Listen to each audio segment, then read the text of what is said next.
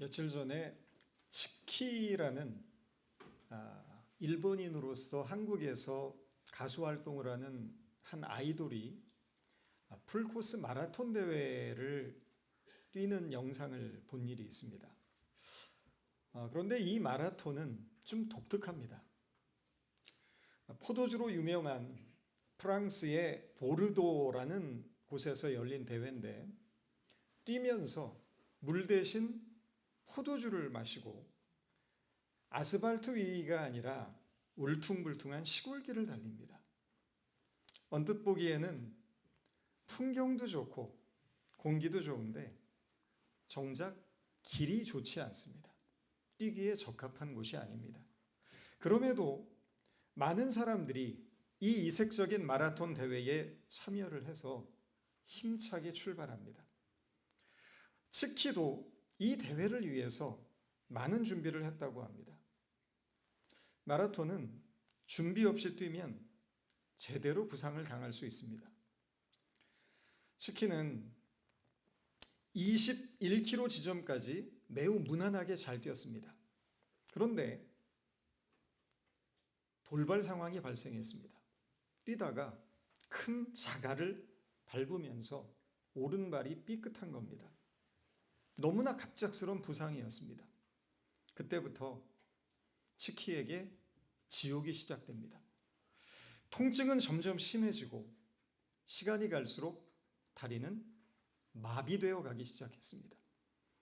웃으며 출발했는데 어느새 미소는 사라졌고 츠키에게 남은 20km는 고통의 연속이었습니다. 그런데도 츠키는 멈추지 않았습니다. 걸음이 느려지고 표정이 일그러지고 나중에 가서는 뛰면서 눈물을 펑펑 쏟았습니다. 너무 힘들어서 주저앉고 싶은 순간이 여러 번 찾아옵니다. 바로 그때 이 대회에 함께 참여했던 권화운이라는 배우가 옆으로 와서 츠키와 함께 호흡을 맞춰 뛰기 시작합니다. 조금만 더 가면 돼. 끝까지 한번 가보자. 응원하면서 함께 달려줍니다. 결국 츠키는 절뚝거리면서 마지막 결승선을 통과합니다. 이 영상을 본 한 누리꾼이 밑에 이런 댓글을 달아놓은 것을 봤습니다. 한편의 인생을 본 것 같아요. 삶이 너무 힘들어서 어느 날은 주저앉고 싶고 소리 없이 울게 되는 순간이 와도 그걸 꾹 참고 살아가다 보면 언젠가 옆에서 응원해주고 같이 뛰어주는 사람을 만나 끝까지 살아갈 수 있는 거라고. 츠키의 마라톤이 그렇게 말해주는 것 같네요. 생각해보면 인생이란 마라톤과 참 많이 닮아 있는 것 같습니다. 누구나 처음에는 힘차게 출발합니다. 그러나 살다 보면 발을 접질리는 순간들이 찾아옵니다. 경제적으로 힘들어질 때도 있고 건강이 무너질 때도 있고 사람 때문에 마음이 산산조각 날 때도 있습니다. 그때는 정말 주저앉고 싶습니다. 여기서 그만두고 싶다는 생각이 들기도 합니다. 그러나 넘어져도 다시 일어나서 한 걸음 또 한 걸음 달려가다 보면 우리 곁에서 나를 응원하며 함께 달려주는 친구들을 만나게 됩니다. 그리고 무엇보다도 우리를 끝까지 포기하지 않으시는 하나님께서 우리가 걷는 이 길을 함께 하고 계심을 깨닫게 됩니다. 인생이란 마라톤은 1등 하는 것에 목적이 있지 않습니다. 완주하는 것이 목적입니다. 중요한 것은 완주입니다. 여러분, 마라톤을 보다 보면 1등보다 더 박수를 많이 받는 사람이 있습니다. 누구입니까? 온 힘을 다해서 뛰다가 접질리고 넘어지고 다리를 절뚝거리면서 결승전을 통과하는 사람에게 사람들은 더 많은 박수를 보냅니다. 왜 그렇습니까? 그가 포기하지 않고 끝까지 달렸기 때문입니다. 인생이란 여정을 보면 때로는 즐거운 순간도 찾아오지만 그것은 잠깐입니다. 정말 잠깐입니다. 우리가 살아가는 인생의 대부분은 견뎌야 하는 시간입니다. 지루한 일상을 견디고 외로움을 견디고 어려운 시간들을 견디고 고통의 시간을 견디는 것이 인생입니다. 인생의 마라톤을 뛰고 있는 우리에게 오늘 히브리서의 기자는 이렇게 말합니다. 우리 앞에 놓인 다름질을 참으면서 달려갑시다. 참으면서 달려갑시다. 견디라는 것입니다. 인내하라는 것입니다. 중요한 것은 인내입니다. 그런데 여기서 말하는 인내라는 것은 단순하게 이를 악물고 버티라는 뜻이 아닙니다. 성경이 말하는 인내는 하나님의 나라를 바라보는 믿음입니다. 이어지는 히브리서 12장 2절 말씀을 보면 이렇게 말합니다. 믿음의 창시자요 완성자이신 예수님을 바라봅시다. 인내를 말하면서 믿음과 연결시키고 있습니다. 예수님을 바라보라고 합니다. 그리고 그 이유를 이렇게 설명합니다. 그는 자기 앞에 놓여 있는 기쁨을 내다보고서 부끄러움을 마음에 두지 않으시고 십자가를 참으셨습니다. 자기 앞에 놓여 있는 기쁨 무엇일까요? 구원입니다. 하나님의 나라입니다. 예수님의 말년을 보면 참 비참합니다. 제자들 모두에게 배신을 당했고 그 중에 한 제자는 고작 은 30냥에 스승을 팔아버렸고 가장 믿었던 수제자는 예수님을 부인했습니다. 벌거벗겨진 채로 이리저리 끌려다니며 채찍에 맞았고 사람들은 예수를 욕하며 침을 뱉고 조롱했습니다. 손과 발에 못이 박히고 창에 허리를 찔리는 고통을 겪었습니다. 그런데 예수님은 그 고통과 시련 앞에서 굴복하지 않습니다. 고통 너머에 있는 구원의 기쁨, 잃어버린 사람들이 하나님께 돌아오는 회복의 기쁨, 하나님의 나라가 완성되는 영광의 기쁨을 바라보셨습니다. 그래서 십자가를 피하지 않으셨고 부끄러움에 마음을 두지 않으셨습니다. 끝까지 참으셨습니다. 이것이 믿음의 인내입니다. 예수를 바라보라. 우리가 예수를 바라봐야 할 이유는 고통 속에서도 인내하는 믿음이 결코 헛되지 않다는 것을 예수님께서 몸소 보여주셨기 때문입니다. 예수님께서 그 십자가의 고통과 부끄러움을 참으셨기 때문에 수많은 사람들이 위로와 치유를 얻었고 새로운 생명을 얻은 것입니다. 예수님께서 내다보셨던 자기 앞에 놓여 있는 기쁨의 열매가 바로 저와 여러분이기도 합니다.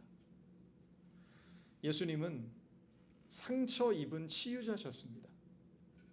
예수님이 상처를 입으셨기에 우리의 상처가 치유가 됐고 예수님께서 고통을 당하셨기에 위로를 받게 되었고 예수님께서 십자가를 지셨기에 우리가 새로운 생명을 얻게 된 것입니다. 예수님의 상처는 패배의 흔적이 아니고 사람을 살리는 생명의 통로가 된 것입니다. 하나님께서는 때로 우리의 상처도 다른 사람을 살리는 통로로 사용하실 때가 있습니다. 조지 에릭슨 타다라는 미국의 여류 화가가 있습니다. 입으로 붓을 물고 그리는 화가입니다. 타다의 그림은 그림 자체로도 유명하지만 그림을 그리는 방식과 삶의 이야기 때문에 우리에게 더 큰 울림을 주는 화가입니다. 타다는 본래 다이빙 선수였습니다. 17살 때 다이빙 훈련을 하다가 사고를 당합니다. 그 사고 때문에 목을 제외하고 목 아래 전체를 쓰지 못하는 전신마비 장애인이 됩니다. 얼마나 절망스러웠겠습니까? 촉망받는 다이빙 선수였고 누구보다 건강했고 꿈 많던 한 소녀의 삶이 완전히 무너져 내린 것입니다. 죽음을 생각하며 지내던 어느 날에 입에 붓을 물고 그림을 그려보라는 재활 치료사의 권유로 타다는 조금씩 그림을 그려나가기 시작합니다. 수없는 연습과 훈련을 반복하면서 타다는 그림을 완성해 나가기 시작했습니다. 처음에는 선 하나를 그리는 것조차 힘들었지만 포기하지 않고 계속 그림을 그렸습니다. 그러던 어느 날 드디어 한 작품이 완성됩니다. 달리는 말의 그림이었습니다. 이 그림을 완성하고 타다는 이렇게 느꼈다고 적고 있습니다. 내가 할 수 있는 일이 있구나. 하나님이 나에게 아직 할 일을 주셨구나. 타다가 그린 그림들은 고통 속에 있는 사람들에게 희망이 되었습니다. 타다는 말합니다. 나의 불행이 여러분에게 희망이 되기를 바랍니다. 자기에게 일어난 사고와 장애는 불행한 일이지만 그 고통을 통해서 위로와 희망을 전할 수 있다면 그것으로 충분하다는 고백입니다. 사람들은 잘난 사람들의 이야기에는 별로 위로를 받지 못합니다. 속으로 욕하는 경우도 많습니다. 성공한 사람, 모든 것이 잘 풀린 사람의 이야기는 우리에게 거리감만 느끼게 할 뿐입니다. 그런데 아픔을 겪은 사람들의 이야기는 다릅니다. 눈물을 흘려본 사람의 이야기는 우리의 마음을 움직입니다. 고통을 지나온 사람의 이야기는 우리의 상처를 어루만집니다. 상처 입은 마음을 어루만지는 것은 화려한 성공의 이야기가 아니고 아픔을 통과한 사람의 진실한 삶의 이야기입니다. 그래서 하나님은 우리의 아픔을 통해서 다른 사람의 아픔을 돌보게 하십니다. 내가 겪었던 그 아픔이 누군가에게 위로가 되고 내가 흘린 눈물이 누군가에게 다시 살아갈 힘이 되기 때문입니다. 저도 종종 설교를 하면서 저의 아픈 이야기를 하기도 합니다. 제가 살아야 했던 어려운 시간들, 가난, 질병, 실패, 상실, 이런 이야기들이 사람들에게 위로가 되는 것을 경험합니다. 그러면서 깨닫게 됩니다. 하나님이 나의 고통을 통해서 사람들을 위로하시는구나. 우리는 누구나 살면서 필연적으로 고통을 경험하면서 삽니다. 고통을 피해가는 사람은 아무도 없습니다. 믿음이 좋고 아무리 기도를 많이 하고 하나님을 위해서 집을 바쳐서 헌신한다고 해도 고통이라는 것은 어떤 형태로든 우리를 피해가지 않습니다.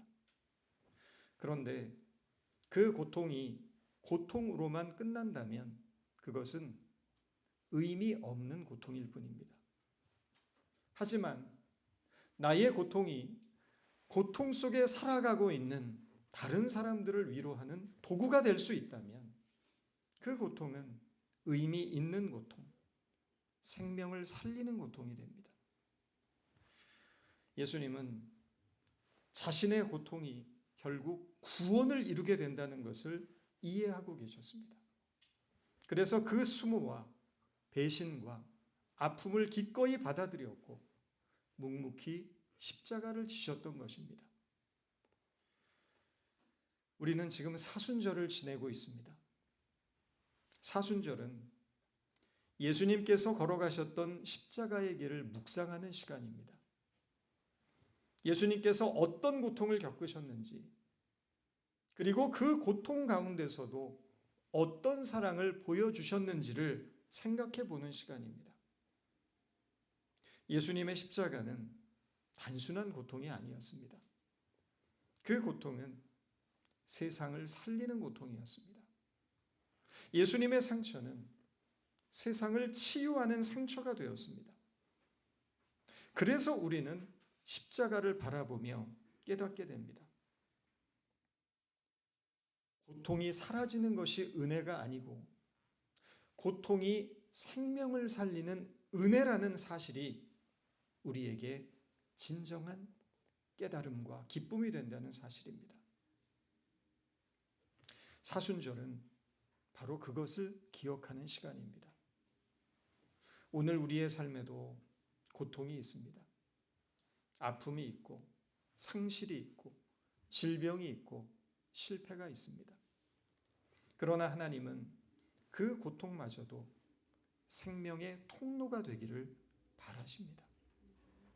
하나님은 나의 고통을 통해서 다른 사람의 아픔을 이해하게 하시고 다른 사람의 눈물을 닦아줄 수 있는 사람이 되게 하십니다. 그러므로 지금 우리가 지나고 있는 이 고통의 시간도 결코 헛되지 않음을 기억해야 합니다. 예수님께서 그 앞에 있는 기쁨을 바라보면서 십자가를 참으셨던 것처럼 우리도 하나님께서 이루실 생명의 열매를 바라보며 힘들지만 오늘 나에게 주어진 십자가를 기꺼이 메고 믿음으로 한 걸음씩 걸어가야 합니다. 그리고 언젠가 우리는 깨닫게 될 날이 있을 것입니다. 내가 이 길을 걷고 있는 동안 주님은 나를 그냥 내버려 두지 않으시고 나와 함께 이 길을 동행하고 계셨다는 사실을 말입니다. 내가 고통 속에 있다고 생각했던 그 순간에도 주님은 나의 눈물을 알고 계셨고 나의 아픔에 함께 아파하고 계셨고 나의 삶을 통해서 누군가의 생명을 살리는 일을 이루어가고 계셨다는 사실을 말입니다. 그래서 우리는 오늘도 믿음으로 이렇게 고백합니다. 주님, 힘들지만 이 십자가를 지고 예수님을 바라보며 끝까지 걸어가겠습니다. 기도하겠습니다. 오늘도 인생의 길을 걸어가면서 지치고 상한 마음을 가진 당신의 자녀들을 위로하여 주옵소서. 우리가 넘어지고 절뚝거릴 때에도 우리를 포기하지 않으시고 끝까지 붙드시는 주님의 손길을 깨닫게 하시고 우리의 눈물과 아픔 속에서도 주님의 위로와 소망을 발견하게 하옵소서. 예수님을 바라보면서 믿음으로 끝까지 달려가는 삶이 되게 하시며 우리의 상처마저도 다른 사람을 살리는 위로의 통로가 되도록 사용하여 주옵소서. 예수님의 이름으로 기도드렸습니다.